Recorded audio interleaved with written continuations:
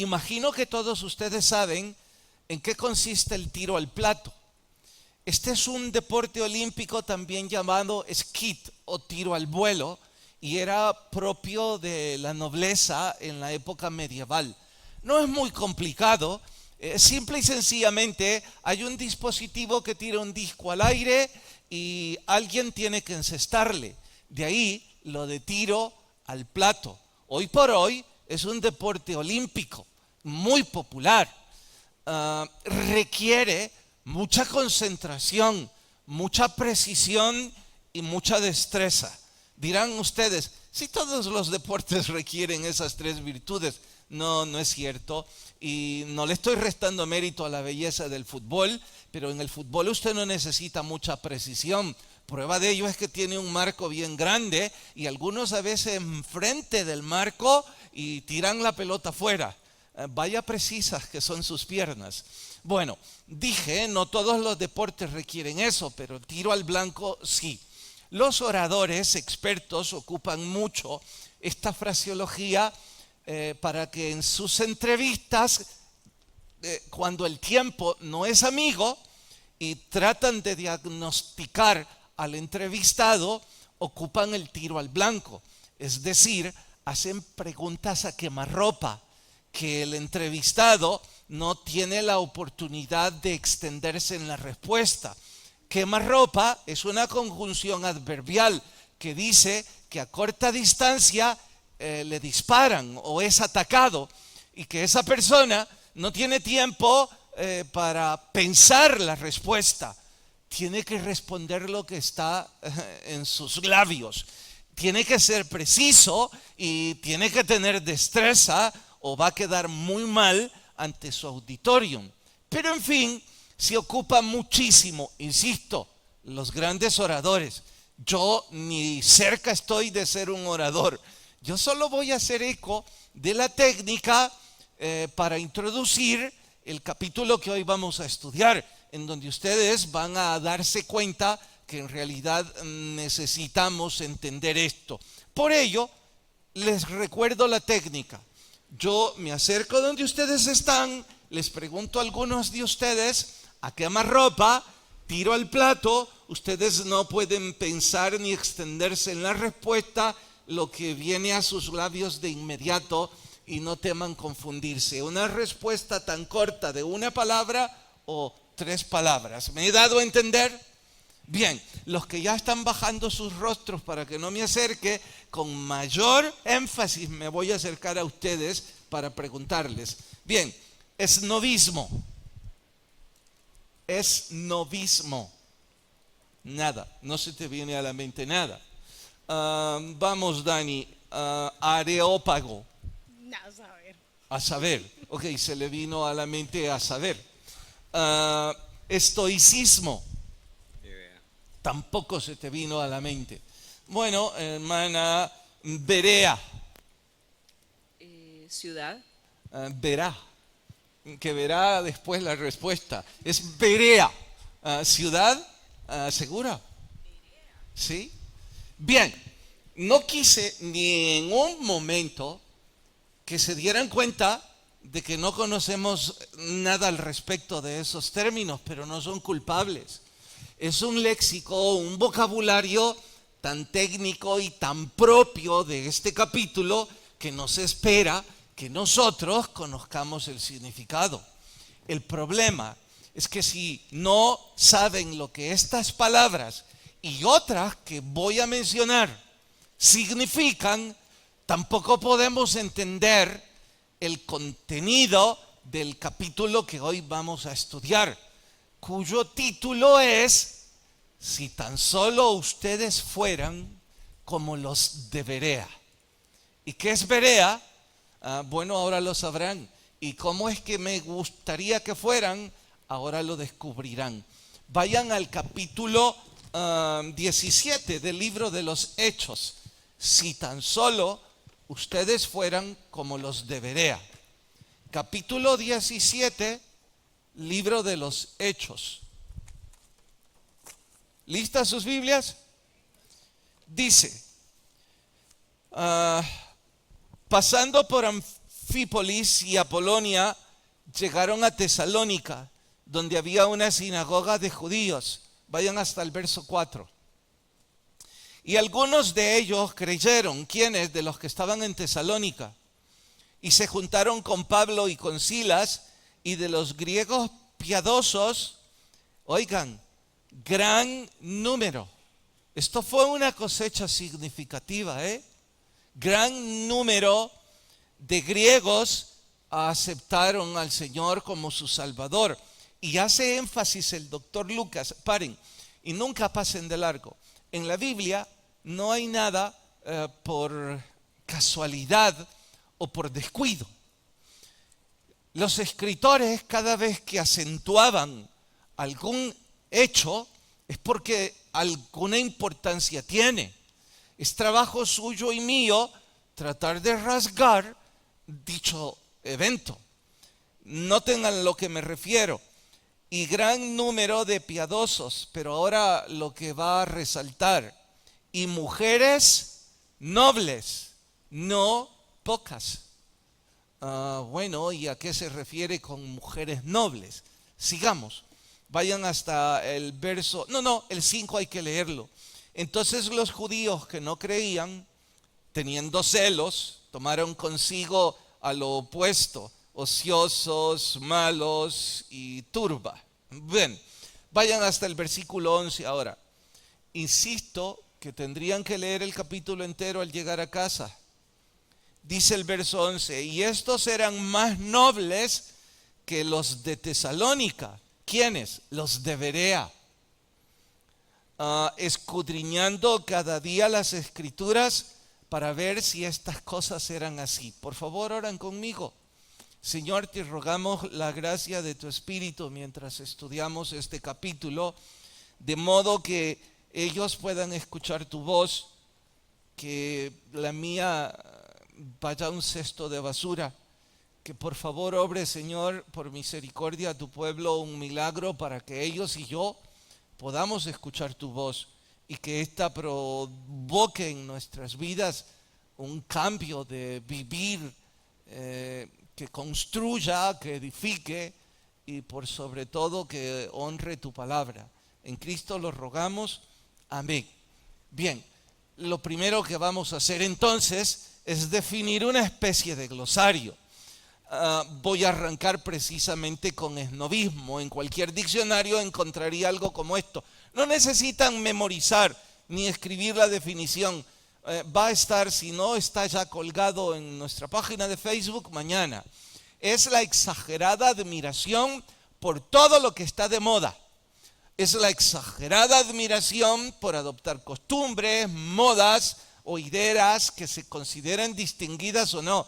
Les diré una muy típica actitud del esnovismo, al menos en nuestro país. La locura por tener el celular de última gama. Puede costar una fortuna y sin saber cómo lo ocupamos, pero hay que tenerlo. Eso es esnovismo. También la exagerada admiración, y cuando dice exagerada es al punto de cometer tonterías como gastar dinero que no tenemos para usar la ropa que está de moda, aun cuando no nos vaya bien, cuando no nos ajuste o aunque sea un disparate. Eso es esnovismo. Bien, por otro lado, Areópago. Esto era un tribunal de justicia griego que con el correr del tiempo se convirtió en una especie de anfiteatro en las ciudades importantes o una sala para debatir intelectualmente. ¿Por qué? Porque de todos es sabido el promedio superior en cuanto a intelecto de la filosofía griega.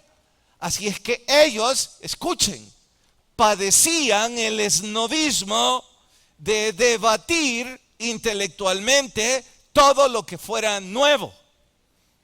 De allí es que nacen tantas corrientes filosóficas de la aberración del esnovismo. Y el Areópago era precisamente esa tribuna, esa sala en donde solo las mentes portentosas debatían y argumentaban ante los incautos. Bien, estoicismo es una corriente filosófica de las muchas. Insisto, no tienen que memorizarlas. Hay cantidad. Estoicismo, epicúreos, escépticos, existencialistas, hasta el no terminar. Y algunas, quizá y solo quizá, pueden tener algunos puntos, diría yo, de los que deberíamos aprender. Pero no creo amerite dediquemos mucho de nuestro tiempo. Una de esas corrientes que hoy por hoy se anuncian como de vanguardia, aunque sean tan viejas, por su positivismo, es precisamente el estoicismo. Era una escuela que insistía que la felicidad se alcanzaba a través de la abnegación, a través de aceptar el sufrimiento y de ver los malos momentos con resiliencia y con mucha resignación. De allí que los buenos oradores dicen, bueno, se enfrentó a esa dificultad con estoicismo, con abnegación, con resignación, porque ellos creían esto. De aquí es donde viene el famoso emperador Marco Aurelio, uno de los grandes promotores de esto, y de ahí es de donde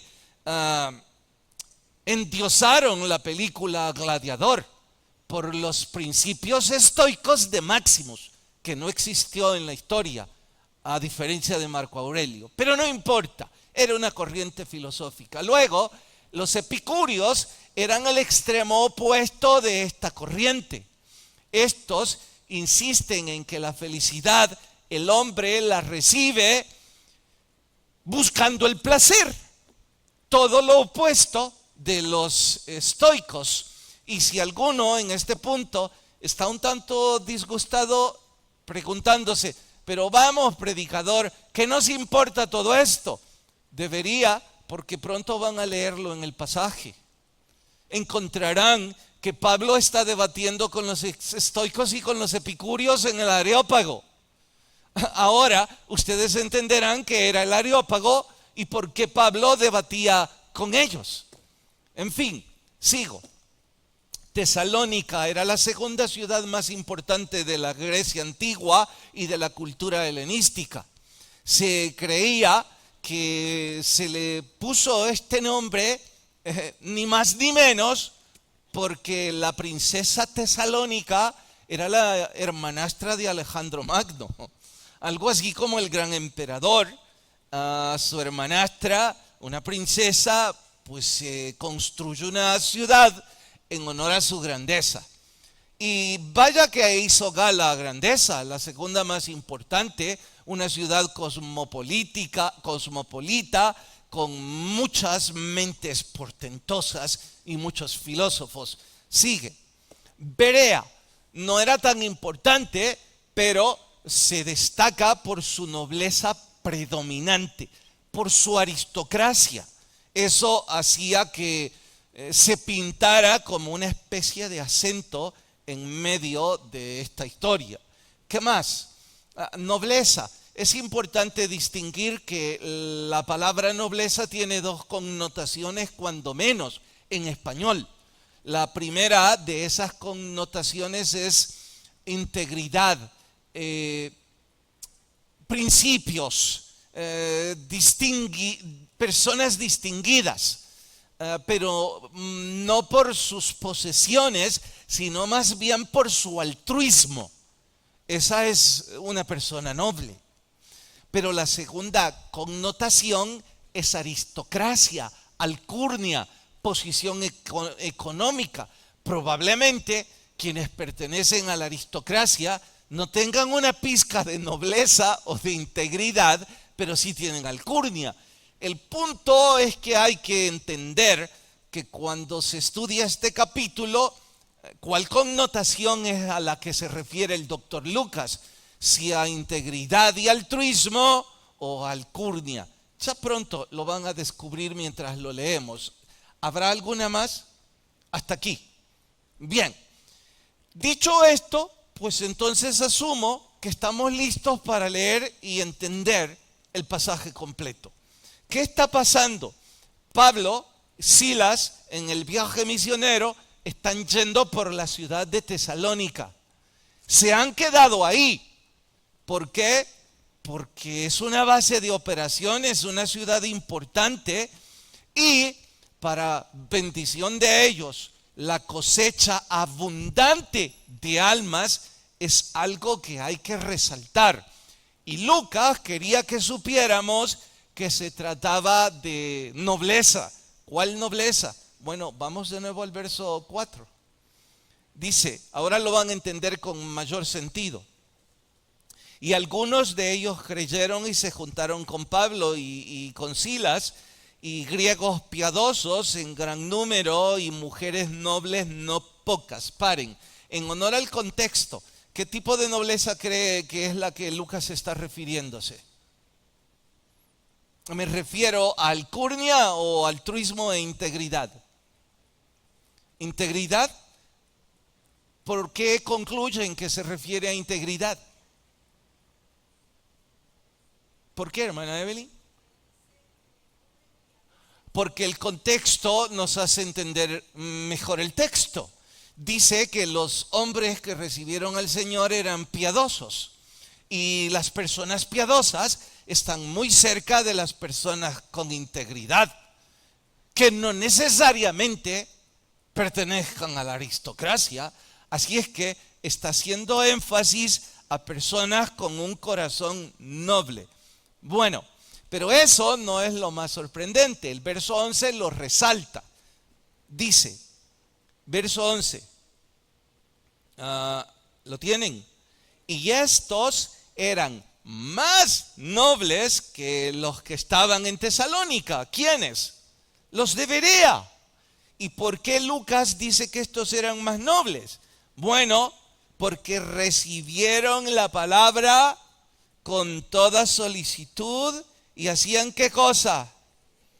Cada día escudriñaban las escrituras para ver si estas cosas eran así. Ahora entenderán mejor el título de nuestro sermón. Si tan solo todos ustedes fueran como los de Berea.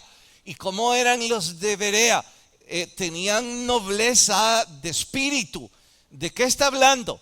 Que escudriñaban las escrituras, que no les bastaba con tener frente a ellos a un neófito predicador, que ellos regresaban a sus casas, cotejaban, corroboraban y escudriñaban, se aseguraban, investigaban que lo que el predicador había dicho era lo que la Biblia enseñaba. Y que si ustedes fueran como los de Berea, tendrían esa nobleza de espíritu, crecerían y vaya que habría mucha edificación. Ahora, estarán por preguntarme, ¿y qué, predicador? ¿Usted piensa que no somos así? No sé. Eso es entre ustedes y Dios. Y si son así, un aplauso para ustedes. Pero si no son como los de Berea, un tremendo reproche. Porque los que no son como los de Berea se acercan a la ignorancia. Los que no escudriñan, no corroboran y no cotejan lo que se les dice, son propios para ser manipulados. ¿Por qué? Porque son ignorantes. Y al ser ignorantes, no es la palabra de Dios la que los mueve. Los mueve el emocionalismo, la necesidad o la manipulación de oradores. Y cada quien decide en qué grupo quiere estar. Si en el grupo de los ignorantes o de los que con nobleza de espíritu escudriñan las escrituras. Los que son parte del club de lectura recordarán que esta semana estamos memorizando un verso bien largo. Y no es importante que sea largo, es importante de qué se trata. Moisés está dando los últimos consejos al pueblo. Y les dice que cuando hayan entrado a la tierra prometida y que cuando se acabe la teocracia y la monarquía, sea el gobierno que reine en Israel, aquel que sea coronado como rey tendrá que sacar una copia del original de este libro que está en el poder de los sacerdotes levitas. Para el rey llevar esa copia a su casa, y dice con énfasis, y leer en ese libro todos los días de su vida, para que todo lo que haga le sea prosperado. Por supuesto que la mayor parte de los reyes hicieron caso omiso a la advertencia. Como algunos de ustedes hacen caso omiso a la advertencia, y si no es la suerte del predicador instándoles en este culto, ni siquiera se recordarían de la Biblia. Algunos no traen una, algunos la traen pero jamás la abren, algunos ya están dormidos. Y no los culpo, no soy un predicador elocuente, no los culpo, no tengo carisma y lo más seguro es que tampoco la unción del Espíritu, pero ustedes tampoco se acercan a tener inteligencia. Porque las personas con una pizca de inteligencia descubren que Dios siempre habla, aun cuando los predicadores no dicen nada, y escudriñan las Escrituras. Las personas inteligentes. Si tan solo fuéramos como los de Berea, ¿no?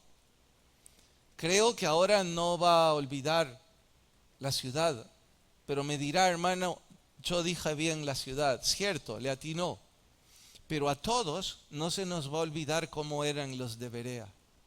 Personas de corazón noble, que escudriñaban las Escrituras, y que seguramente así quieren ser todos ustedes, ¿no es cierto? Mejor sigo leyendo para no frustrarme. Verso 16, esto es encantador, para los de Berea. Verso 16, mientras Pablo los esperaba en Atenas, su espíritu se enardecía viendo la ciudad entregada a la idolatría. Así que discutía en la sinagoga con los judíos y piadosos, y en la plaza cada día con los que concurrían. Y algunos filósofos de los epicúreos y de los estoicos disputaban con él.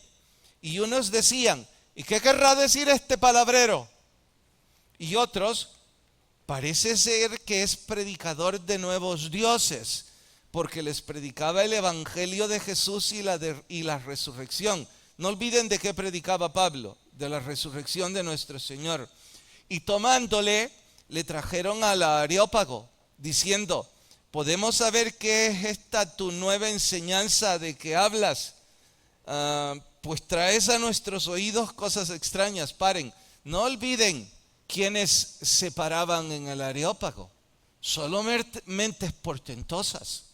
Si llevaron ahí a Pablo, es porque ya lo habían catalogado como una mente especial, que además querían escucharlo, querían oír un poco más. ¿Y que por qué querían oírlo? Ya verán, versículo 21, porque todos los atenienses y los extranjeros residentes ahí en ninguna otra cosa se interesaban sino en decir o en oír algo nuevo. Eso es esnobismo en su máxima expresión.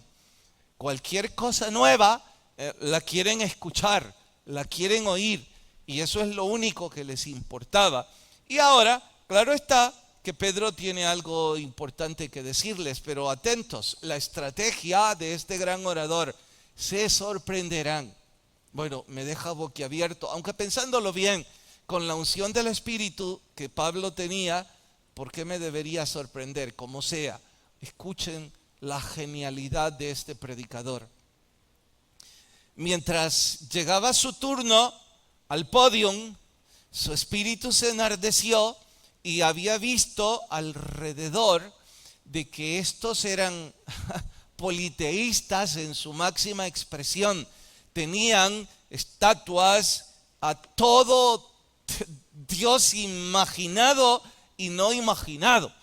Tanto que les dijo cuando llegó su turno: bien, quiero hablarles sobre algo especial, pero antes debo reconocer esto. Vaya que era un orador único. Trató de cautivarlos y de ganar su atención elogiándolos. Les dijo: reconozco que ustedes son muy religiosos. Y ellos debieron decir: este sabe lo que habla. Tan religiosos son que descubrí que entre sus dioses tienen un podium al Dios no conocido. Es decir, si hay algo que no hemos conocido, también lo adoramos. Y yo digo, ¿no descubrieron la bofetada que les estaba dando, diciéndoles, grupo de ignorantes al colmo que llegan de tener un podium a algo que desconocen? Pero como sea, los había cautivado. Estoy diciendo que debo aplaudir y que seguramente si yo estuviera sentado allí escuchándolo, estaría boquiabierto, glorificando a Dios y diciendo: wow, qué creatividad, qué genio la de este predicador. No dejo de sentirme exhortado y animado, desde luego, a que todos deberíamos, como el tiro al plato, esforzarnos por tener precisión, destreza y mucha concentración cuando se trata de compartir nuestra fe, para hacerlo precisamente con esas tres virtudes, en lugar de no saber qué decir. Es nuestra fe. Está bien que no tengamos una idea de un vocabulario distante a nuestro léxico, pero está muy mal que no sepamos qué decir cuando se trata de nuestra fe.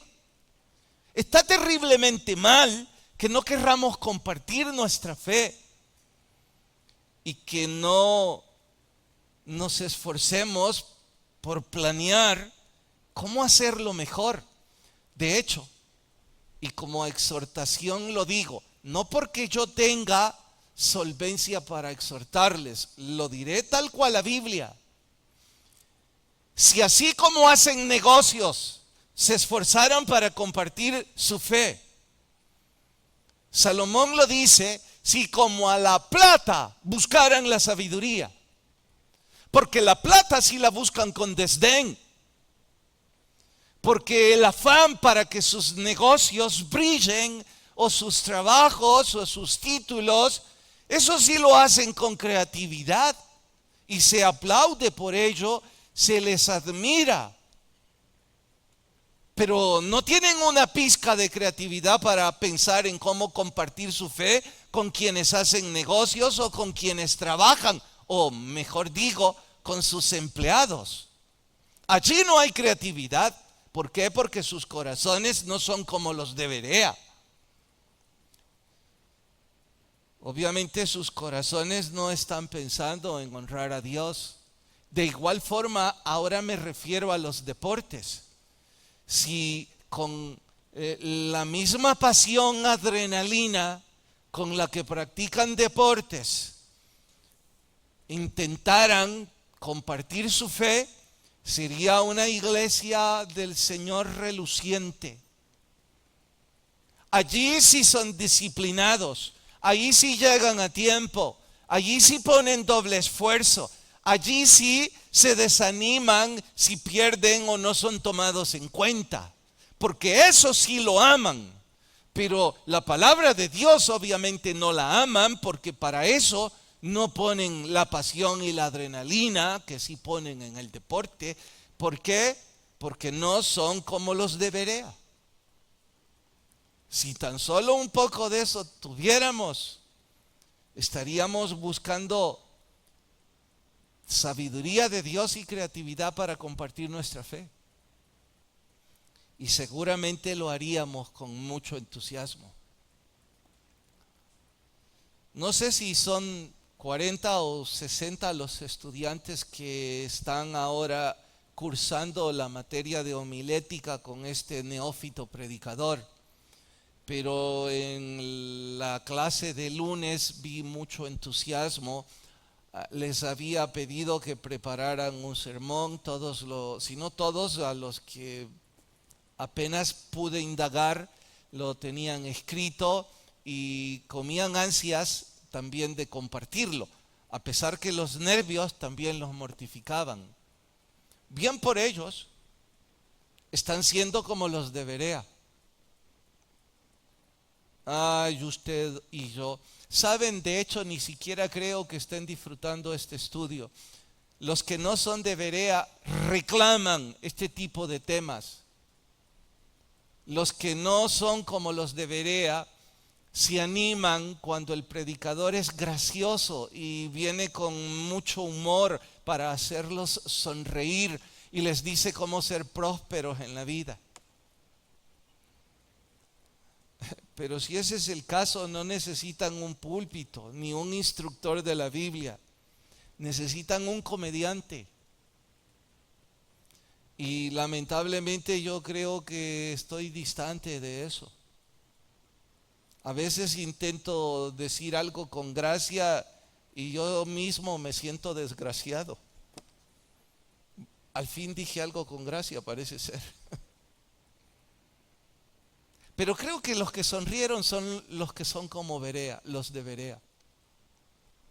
Los que no son de Berea están tan aburridos sufriendo escucharme. Es más, me voy a tardar más por ustedes. Versículo 32. He disfrutado eso último.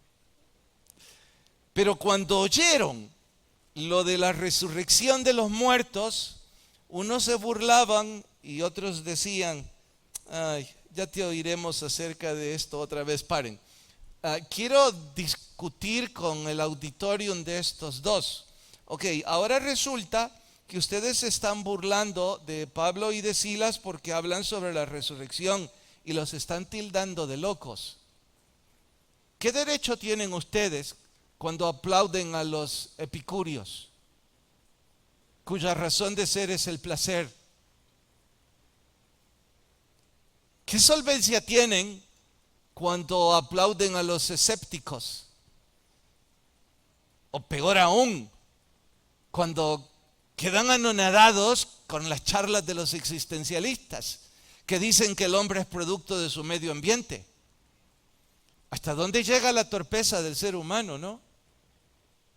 Que creen que nacemos o venimos de un mono, pero no creen que hay un Dios todopoderoso. En fin, estos se burlaron. ¿Cuál fue el punto de inflexión? ¿Qué fue lo que ya no les gustó? La resurrección. Bien dijo ese predicador que la resurrección es siempre el punto en discordia. Y tristemente creo que la iglesia de Cristo hoy día tampoco le presta mucho entusiasmo o atención a la resurrección. Es que si tan solo entendiéramos que el Evangelio de Jesucristo, su columna vertebral, su punto neurálgico, su punto más importante, es la resurrección de los muertos. Si tan solo entendiéramos eso, viviríamos distinto. ¿De qué habla predicador? Que algunos van a las iglesias esperando que Dios les bendiga, no esperando que Dios venga mañana, no pensando en que todas las pruebas se están cumpliendo y que todo el mundo que predica está diciendo que nuestro Señor está a las puertas. De hecho, se han interesado más esta semana en sus trabajos, en sus negocios, en sus logros, en sus deportes, que en hablarle de Jesucristo a alguien que va para el infierno. ¿Por qué? Porque no están viviendo como si la resurrección es el punto más importante en nuestras vidas. Y no he dicho con esto que todo lo otro no era importante. es decir, trabajar, hacer negocios o divertirse, incluso sí es importante, pero jamás tan importante como la resurrección de nuestro Señor y la resurrección de los muertos, o la condenación de sus seres queridos, que es lo mismo. Y ustedes no están siendo como los de Berea, no están urgiendo a sus seres queridos a buscar a Jesús con todo su corazón. O quizás sí. Bueno, yo dije, si tan solo fueran como los de Berea, y los que son como los de Berea, gloria a Dios por ustedes. Son un ejemplo que deberíamos seguir. Y estoy seguro que ustedes no vienen para ser bendecidos, sino porque aman a Dios y aman escudriñar su palabra. Y a ustedes estoy seguro que todo lo demás les viene por añadidura. Porque si buscamos primeramente el reino de Dios y su justicia, todo lo demás vendrá por añadidura, que contrasta con el otro grupo que no son como los de Berea. Vienen por la añadidura y no reciben ni una ni otra cosa, porque su corazón no es noble como los de Berea. Cada quien decide en qué grupo terminar. Oramos.